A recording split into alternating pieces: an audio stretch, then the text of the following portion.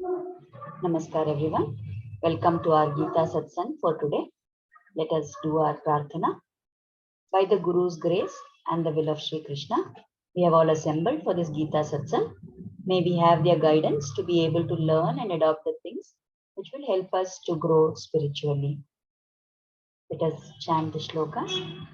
Vasudeva Sutam Devam Kamsa Chanuramardhanam Devaki Paramanandam Krishnam Vande Jagadgurum Krishna Vasudevaya Haraye Paramatmane Pranata Klesha Nashaya Govindaya Namo Namaha Namostu Te Vyasa Vishala Buddhe Pullara Vindaya Tapatra Netra Yena Tvaya Bharata Taila Purnaha Prajvalito Jnanamaya Pradipaha.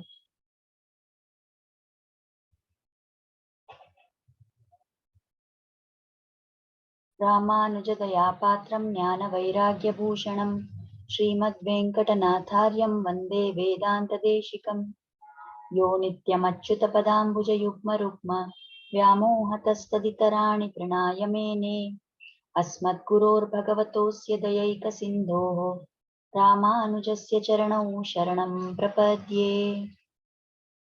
So with prayers to the Acharyas, let us continue with our Gita Satsang. So last time we had stopped with the 22nd shloka, and the situation we had seen was that Arjuna has asked Krishna to take him to the center of the battlefield so that he can see who is there on both sides of the army, on both sides of the there are two sides, the Pandavas and the Kauravas. So he wants to see who are there on both those sides. So today we continue with the 23rd shloka, which says, Yotsyamana naveksheham ya tetra samagataha Dhritarashtrasya durbuddher yuddhe priyakchikirshavah. So Arjuna is continuing to speak to Krishna and he says, I want to see. Whom does he want to see? I want to see those who have come here to fight on the side of the evil-minded son of Dhritarashtra, wishing to please him. So Dhritarashtra refers to the son of Dhritarashtra. And here primarily he is talking about Duryodhana. So he's calling also, he's using an adjective to describe Dhritarashtra. He says durbuddhi. So who are these people who have come to support the evil-minded? We know buddhi means intelligence or the intellect. Durbuddhi means evil-mindedness or somebody who is bad in his way of thinking. So wanting to please Duryodhana, who are these evil-minded? Who are these people who have come to support him?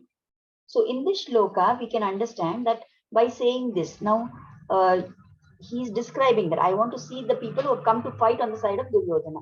So it is told that Arjuna wants to assess, he wants to estimate what is the strength of the enemy, what is the strength of the army against whom I have to fight.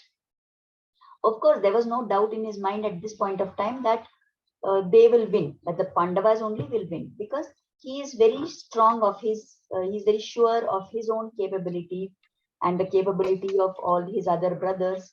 He is also very sure that they will win because Krishna is there on their side, right? So there is no question of him being worried about what the outcome will be right now. So even later, when he expresses a doubt, it is never a question of whether Arjuna is scared that will we win or not win. That has never been the issue because he knows very well their capability. Now he wants to see who is there on that side. And by this word durbuddhi, he is indicating how important it is for the way in which we use our intelligence.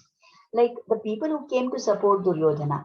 Now they knew very well that Duryodhana was wrong in every possible way.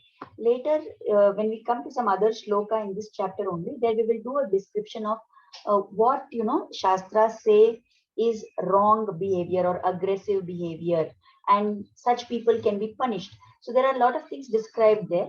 And definitely Duryodhana had done wrong in every possible way. He had tried to, at every step, he had tried to take measures which would destroy the Pandavas or put them down and make sure that they don't live also. So there is no doubt that Duryodhana was full of durbuddhi. The people who came to support Duryodhana, they knew very well that he is in the wrong, and yet they took the side of Duryodhana. So Arjuna wants to assess who are these people and what are they doing? Why are they here to support this evil-minded Duryodhana? So from our point of view now, what can we understand or learn from this shloka? So first thing is that always in life there will be a question for us, or there will be a choice that we have to make between what is priyam and what is hitam. Priyam is that which is we like to do. It is something which is pleasant for us to do, and hitam is something which is the right thing to do. It is something which is the superior thing to do. So always there is this conflict, and we will find in most of the cases that if there is something which I like, then that is almost always going to be not very good for me. And if there is something which is good for me, it is almost always definitely going to be unpleasant for me, isn't it? Like let us say, if the acharyas give the example that if there is a child which is crying and crying, and it wants to pick the mud from the ground and eat that mud, now the mother will definitely spank that child and stop him from doing that. She will hit his hand and say, "Don't eat that mud." Now the child wants to eat the mud, so that is priyam for the child. But the mother knows it is not hitam, isn't it? So the mother will try to stop that child from eating the mud. Now, can somebody come there and criticize the mother and say, "What is this? Why are you torturing the child? Why are you troubling the child? Let him do what he likes to do." If if such behavior is encouraged, if the child is allowed to do whatever he likes to do, then when he grows up, he will come to a stage where he will always want to have his way, and he will end up doing all wrong things, and there will be nobody who has the authority to stop him from doing that, and inevitably he will go down the wrong path only. Similarly, when it comes to our choice of food, what we are eating, now there are a lot of foods which are very tasty for our tongue. They are very nice for us to eat, and we will like to eat those foods, but are they always going to be healthy for us? Most people like sweets, but definitely we know eating too much of sweet is not good for our body. Or we like to eat oily stuff, fried foods. They are very tasty, but are they good for our body? Definitely not. So, like this, in case of food, or let us say there is something like bitter gourd. Now we know it's very good for our health, or neem. We know it is very good for our health, but do we like those things? No. So always there is this conflict of priyam versus hitam. So we have to choose. We have to make a choice. Now all these people, all the kings who came to support at the time of this yuddha, they had a choice.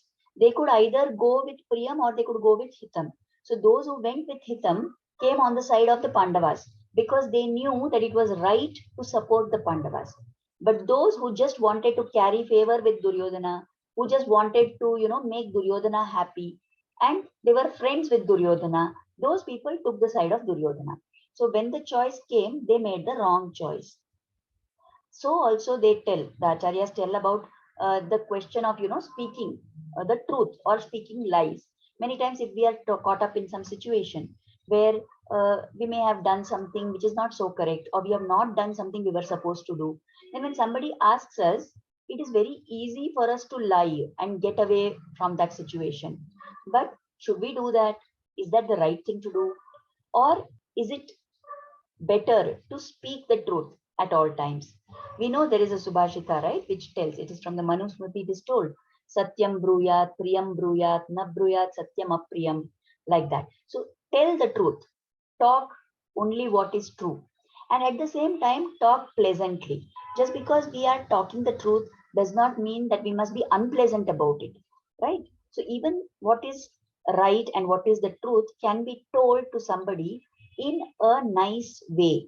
A lot of people make this mistake, that what they will do is they say, "I am very frank." Fine, you be frank, but to be frank you need not be unpleasantly frank. So that is something that we need to cultivate. And we can learn from this shloka that how it is important for us to stick to the side of what is hitam and not always only run behind what is priyam. So is there anything in this world which has both these qualities? Then the acharyas say that it is only the Lord and his service which will qualify as priyam as well as hitam. Definitely it is hitam, because by thinking of the Lord, by singing his glories, by chanting his name, by repeatedly hearing his stories, by singing his glories, all these things, definitely it is hitam for us, because doing all this, our papa karma will reduce, our sattva guna will increase. We will go ahead further and further to reach the Lord. So definitely it is hitam. In the initial stages, it may not be very priyam for us. It may be something that our mind is not really wanting to make time for, right? But as we do it more and more, as our rajotamo guna keeps on decreasing, then the desire to involve in these activities will become more and more. Then it will be both hitam as well as priyam for us. So only the Lord is the one, and if we think of the Lord and we keep chanting his name, then that is definitely qualifying as Priyam as well as Hitam. So we must remember this and try to move forward on that path. Right? Now there are a lot of examples of people, despite having lot of difficulty, they stuck to Hitam. And the two prominent examples which are always explained are those of Prahlada and Vibhishana. So for the example of Prahlada, we know, isn't it? Like there were many times when Hiranyakashipu tried to ask Prahlada, what have you studied there? What did your guru teach you? At every point of time, Prahlada only told that which was in his heart. He didn't think that, okay, I should say something which will make my father happy. Prahlada was such a small child and his father was such a great person. Now, despite that age difference, despite the fact that Prahlada knew his father would get angry, yet fearlessly every time he tried to give some good advice to his father. So that is an example of someone who stuck to Hitam. Hiranyakashipu did whatever possible he could to try and torture Prahlada. And yet, despite that, despite personal harm coming his way, yet Prahlada stuck to that. And what was the end result of that for him? The Lord came. To honor the word of Prahlada, the Lord came out of the pillar. Never before had the Lord taken such an avatara. But to keep the word of Prahlada, who was his great devotee, the Lord came out of that pillar. So that is one example. Similarly, we can also see the example of Vibhishana, where we know that Ravana had kidnapped Sita, and that was wrong thing. There were many people who said, they kind of praised Ravana for his valor and other things. And once Rama came there, then they were still talking to Ravana and telling him that it's okay, our army is so great. We are so many in number. We have so much power. Definitely, what that ordinary human being can do to us, we will definitely win. There were people who were telling all this to Ravana. There was only one person who was, trying to advise him otherwise. Even at that time, and much before, at the time when Ravana wanted to kidnap Sita and was making the plan, there was one more person at that time, that was Maricha, who had advised Ravana that this is not correct. But then Ravana did not listen to him. Similarly, when Vibhishana started telling advice to Ravana that what you have done is wrong, you should go and surrender to the Lord. You go to Rama and give back Sita. And all these things when Vibhishana told, Ravana was not in any mood to listen to him. What happened to Ravana ultimately? He had to face destruction. And what happened to Vibhishana?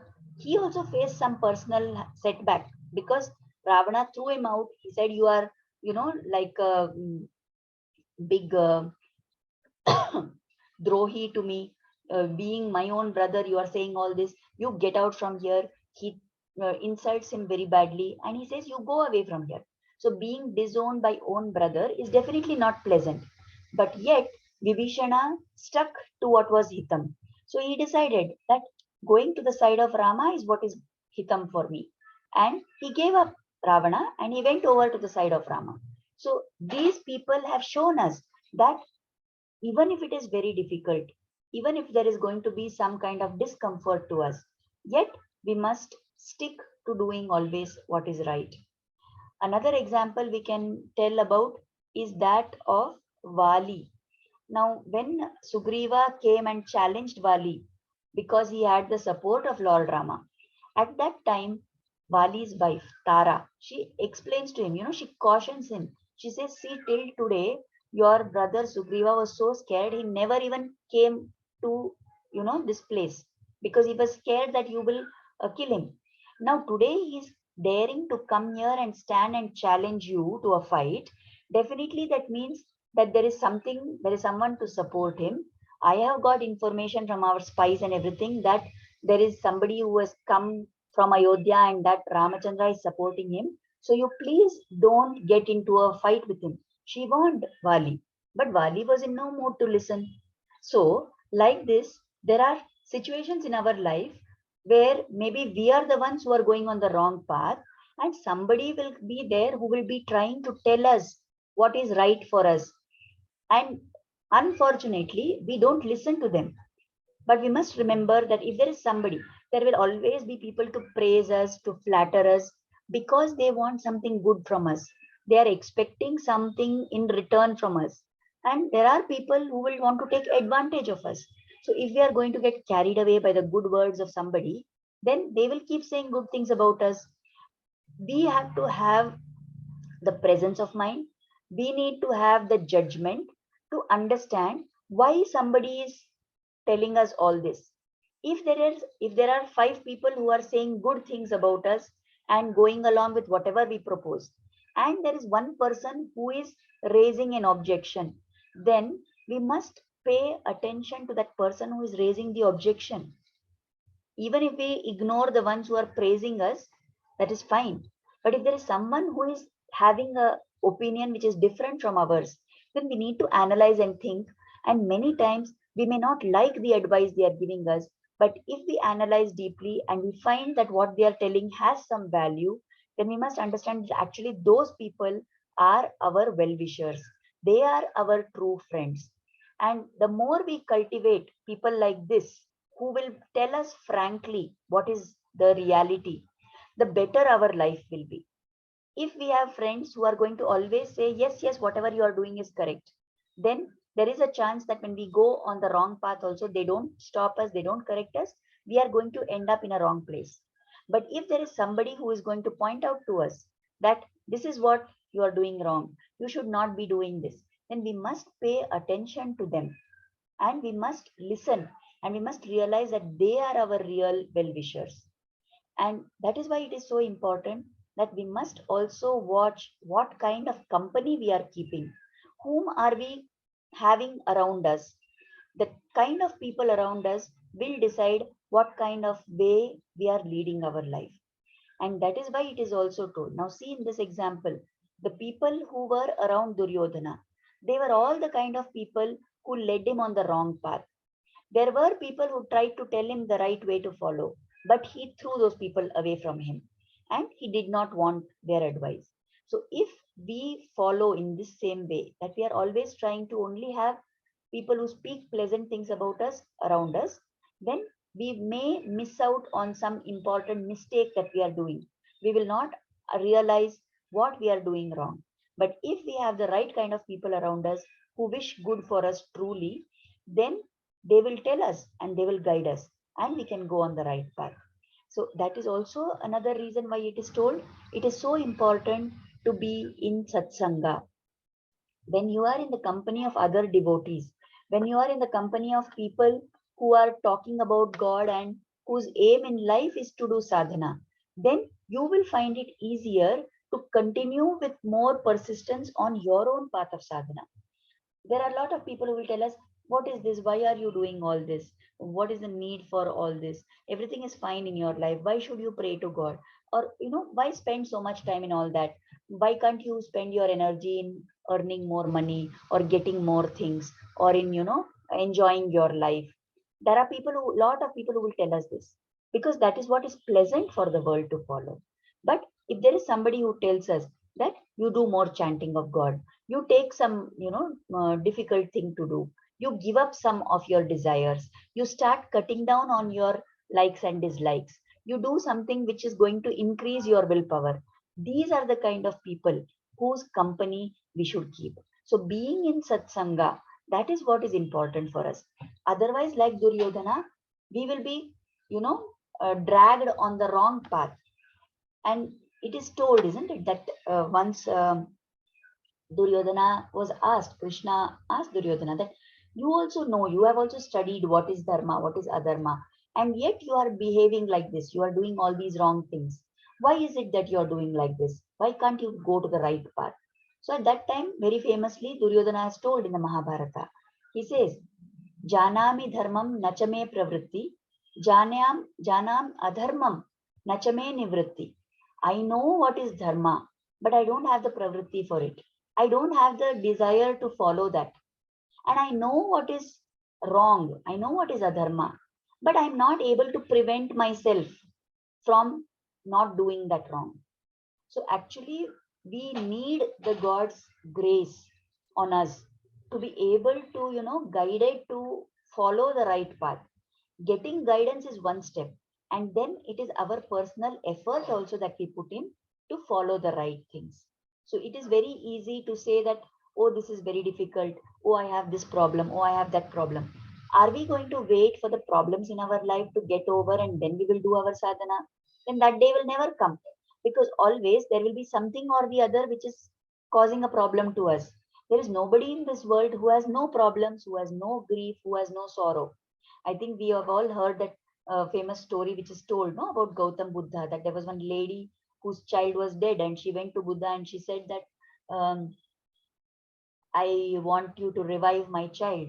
So he says, okay, fine, I will revive your child and bring it back to life, but you get me some mustard seeds, and I can do that. Just as she is leaving, he says her, tells her there is a condition. You should get mustard seeds from the house of from some house where nobody has died. So when she goes and she keeps asking, then in every house, some or the other death has occurred. So finally, she comes back with the realization that there is nobody in this world who can, not die. So that way, there is nobody in this world who has no difficulties, isn't it? So there is always, people will be having difficulties. People will always have tough situations. If we are going to say that, let this trouble get over, then I will start doing sadhana, then that time will never come. What we have to understand is that now is the time. Whether I want my problems to reduce and I'm doing sadhana, or I have less problem and I'm doing sadhana, whatever it may be, as we keep doing more and more nama japa, more and more spending time in satsanga, more and more shravanam kirtanam, as we saw during the Navratri satsang, the more we do all these things, the choices we make will become better. We will be guided by Lord's, anugraha to the right path. And as we keep following this right path, we will find that slowly two things will happen in our life. One is the intensity of the difficulties which we are facing will start reducing. And secondly, even if that does not happen, we will not feel anymore that this is very difficult, or that, I have no other alternative, because we realize we will get that kind of, what you say, dhairya, that's courage, that God is there with me. And nothing will appear to be a very big, unsurmountable problem. So we will realize that whatever is there, God is there with me. And we will learn and cultivate this habit of turning to Him whenever I have difficulty. Right now, what is our pattern? That when something difficult happens, when something goes wrong, then we, get stressed about it, and we try to find all solutions. Maybe we will ask people around us for some solutions, and we will take advice from everybody else, and we will do all those things.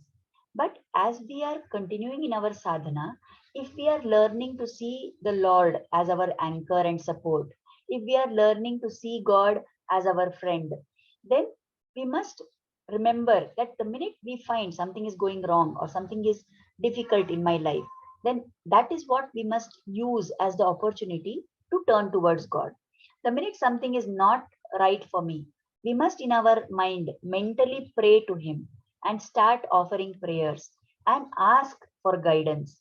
And we must spend some quiet time in thinking about the Lord. We must remember the examples of people who had great difficulties and yet they turned to God and He helped them overcome those difficulties. So, like that, when we cultivate that kind of a mindset, then it will be that it will show that we are actually progressing in our sadhana. Because if I have been if I'm just a beginner, then it is understandable that I don't have so much faith in God and I think I will manage everything. But as we go further and further, we realize that whatever is happening is by His grace only. Whatever is going to be our response, if we pray for guidance and then we do what we have to do, then it shows that we are learning to surrender to God, isn't it? So that kind of a surrendering attitude we have to try and cultivate in our life. And when we keep doing that, we will find that slowly either the intensity of our problems reduces or we will get the strength to deal with our difficulties in a better way. And then we will find that the stress in our life starts reducing. Because until I think that I am the doer and I am going to be the one who is taking care of this, or I think that somebody else is going to help me, some worldly person is going to help me, then there is always a cause for stress. But if I leave everything to God, I do what has to be done, but I realize and accept that everything will happen as per God's will only, then that is the time when my stress will start reducing. And that acceptance, as it increases in us, more and more we go Sharan to God, we learn to surrender to the Lord, then you will find that the whole outlook to our life will change. So when that feeling of doership, that kartritva bhava, that nan marta idini, I am the one who is doing this, when that feeling starts reducing, then we will find that it is easier for us to go through our life. So we must remember all these aspects. So what we are talking about, what we have talked about today is this shloka, right? So in this shloka, Arjuna is telling Krishna that I want to see who have come here to fight on the side of Duryodhana, who is the evil-minded son of Dhritarashtra. So in this context, we saw how he wants to assess the strength. He wants to see who is supporting Duryodhana. And then he says durbuddhi. So he is indicating that, there is evil-mindedness in Duryodhana. And from all these things, we understand that it is important to use viveka, to have that discrimination. How am I using the buddhi which is given to me?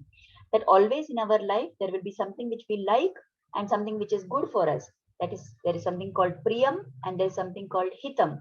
So we must always, even if it is difficult, choose Hitam over Priyam. And as we do more and more sadhana, we realize that God is the only one who is a combination of these two things. Praying to God is Priyam as well as it is our Hitam. And through the examples of Prahlada and Vibhishana, we understood how we must stick to Hitam, even if it causes harm to us. And through the example of Vali, we understood what happens when we don't listen to good advice from people who are, wanting good for us. When they advise us what is hitam for us and we don't listen to them, then how we go onto the path of destruction. And we also understood that we must be careful about what sangha we are in. What are the kind of people we have in our company?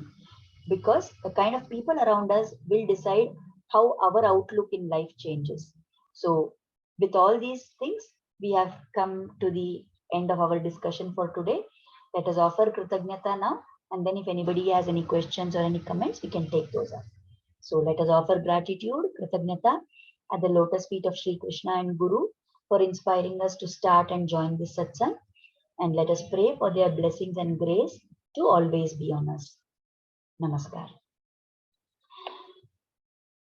If there is anything that anybody wants to ask or you want to share, then you are most welcome to go ahead. Please unmute and you can talk.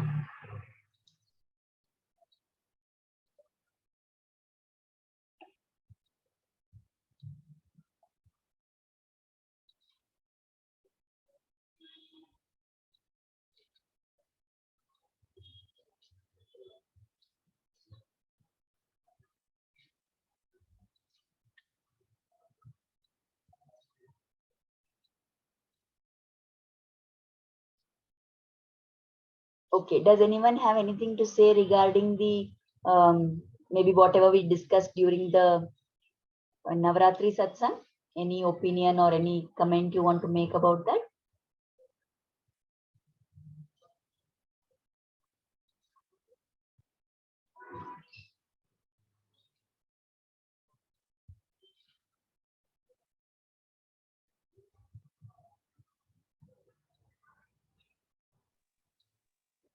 Ansuyaji, Yeah. such no comments, but I just enjoyed the thing because whatever you taught in these 9 days, a Huh. lot of things vaguely we knew. I mean, Mm, we in the sense I knew, but mm, it was very crisply explained with mm, proper, I mean, examples of bhaktas and mm, how everyone falls in the different category. mm. So a lot of times there is this vagueness and there is mixture of a lot of things we take together and like, Mm. but when you explained it this way, it was very crisp Okay. and we could relate. Okay. So that is, I mean, now there is the difference between the different types and Mm. how the sadhanas are and what are the different types. Okay. Otherwise, there is always vagueness in how we do it. Huh. Okay. So has it helped you to become more clear about your own, sadhana that you Yes. should be doing? Yes. So that is more clarity in how I am doing it and Mm. what where are there certain gaps, how to fill it. Mm-hmm. Yeah. Correct. The purpose of like many times sometimes we think that, like for example, when we talked about Sakhya Bhakti and all that, we said, isn't it, that it is not possible for us to reach that stage right now where we are friend with God, or we think that he is our friend. We can't be like Arjuna.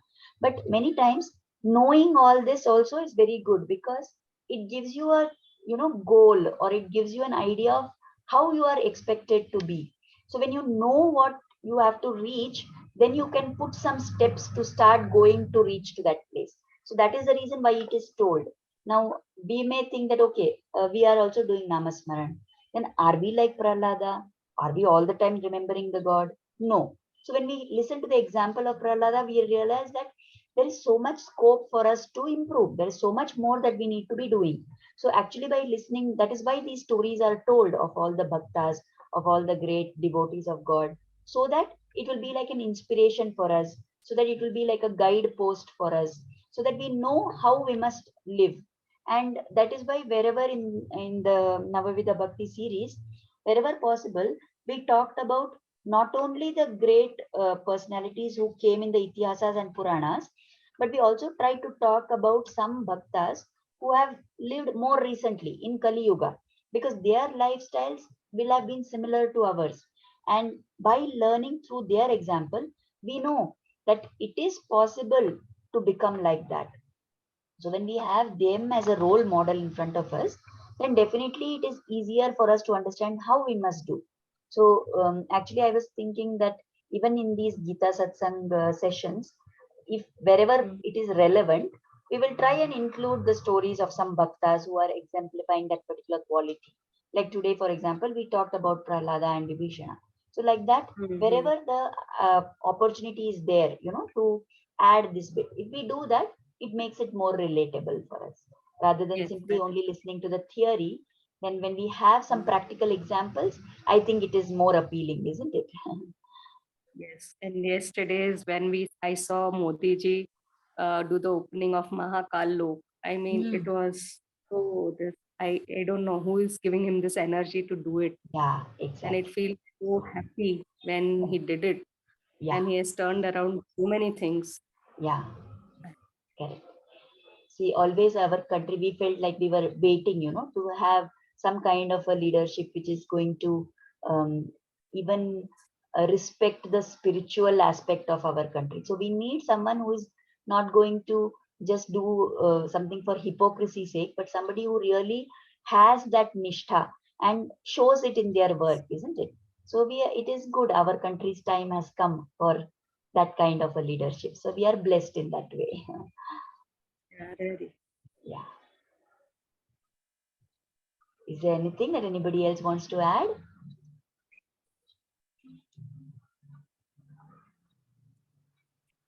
Okay.